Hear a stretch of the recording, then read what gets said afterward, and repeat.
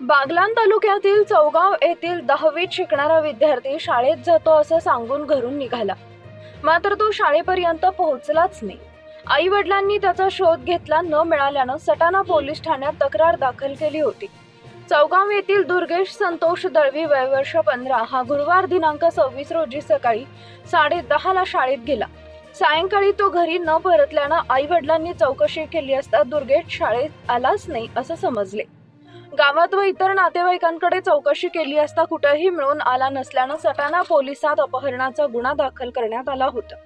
गुन्ह्याचं गांभीर्य ओळखून वरिष्ठांच्या मार्गदर्शनाखाली पोलीस निरीक्षक योगेश पाटील यांनी पोलीस उपनिरीक्षक अतुल बोरसे, पोलीस हवालदार खांडेकर, पोलीस नाईक जगताप, पोलीस शिपाई सिकंदर कोळी यांचे तपास पथक तयार करून चौगाव व सटाणा शहरातील सीसीटीव्हीची पाहणी करत असताना सदरचा अल्पवयीन मुलगा हा सटाणा एसटी बस स्टँड येथून सटाणा ते धुळे या एसटी बसनं दुपारच्या सुमारास गेला असल्याचं दिसून आले होते।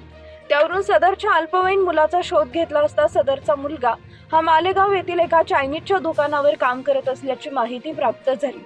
पोलीस उपनिरीक्षक अतुल बोरसे व त्यांच्या सोबत पोलीस पथकानं तात्काळ मालेगाव गाठत सदर अल्पवयीन मुलासोबत घेऊन सटाणा पोलीस स्टेशन इथं आणलं। त्याच्याकडे विचारणा केली असता त्यानं सांगितलं की चौगाव इथं चांगली शिक्षणाची सोय नाही, मला नाशिक इथं शिकण्याची इच्छा आहे, परंतु माझे घरचे ऐकत नसल्यानं मी घरातून निघून गेलो होतो असं सांगितलंय। सदर अल्पवयीन मुलास त्याचे वडील संतोष बाबूलाल दळवी यांच्या ताब्यात सुखरूप देण्यात आले आहे।